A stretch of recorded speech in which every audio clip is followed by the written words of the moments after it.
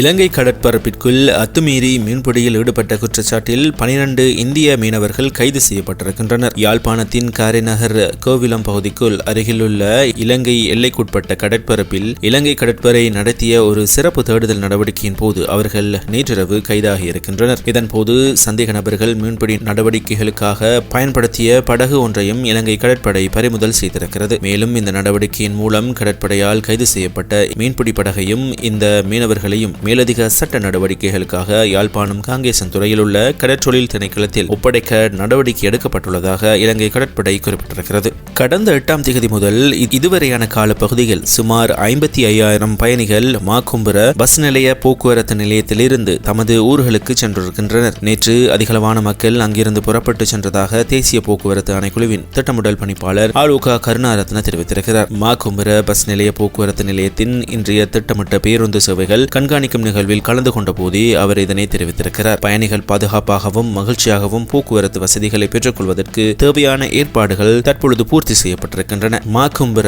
பல்நிலை போக்குவரத்து மத்திய நிலையத்திலிருந்து 15 முதல் 20 நிமிடங்களுக்கு ஒரு முறை புறப்படும் வகையில் தூர இடங்களுக்கான பேருந்துகள் ஈடுபடுத்தப்பட்டிருக்கின்றன. திட்டமிட்டபடி இலங்கை போக்குவரத்து சபை மற்றும் தனியார் பேருந்துகள் சேவையில் இணைக்கப்பட்டிருக்கின்றது. சில பேருந்துகள் 3 தடவைகள் வரை தமது சேவைகளை முன்னெடுக்கின்றன. நேற்றைய தினம் அதிகளவான பயணிகள் பயணித்த நாளாக பதிவாகியிருக்கிறது. கடந்த 8ஆம் தேதி முதல் இதுவரை மாக்கும்புர போக்குவரத்து மத்திய நிலையத்தின் ஊடாக மட்டும் சுமார் 55,000 பயணிகள் போக்குவரத்து வசதிகளை பெற்றுக் கொண்டிருக்கின்றனர். அதேபோல் புத்தாண்டுக்கு பிந்திய போக்குவரத்து திட்டத்தின் கீழ் ஏப்ரல் 16 முதல் 21 வரை கிராமங்களில் இருந்து கொழும்பு திரும்புவதற்காகவும் இந்த விசேட பேருந்து சேவைகள் முன்னெடுக்கப்பட உள்ளன. இதற்கு இணையாக ஏனைய அனைத்து மாகாணங்களிலும் இலங்கை போக்குவரத்து சபை மற்றும் வீதி பயணிகள் போக்குவரத்து அதிகாரி சபையுடன் இணைந்த சேவையின் கீழ் பயணிகளுக்கு தேவையான போக்குவரத்து வசதிகளை முறைப்படுத்துவதற்கு நடவடிக்கை எடுக்கப்பட்டுள்ளது என்றும் தெரிவிக்கப்பட்டிருக்கிறது. டொனால்ட் ட்ரம்ப் நிர்வாகம் சர்வதேச சட்டங்களுக்கு கட்டுப்பட்டு நடந்தால் அமெரிக்காவுடனான உடன்பாடு எட்ட முடியாத ஒன்று அல்ல என ஈரான் ஜனாதிபதி மசூத் பெசெக்சியான் தெரிவித்துள்ளதாக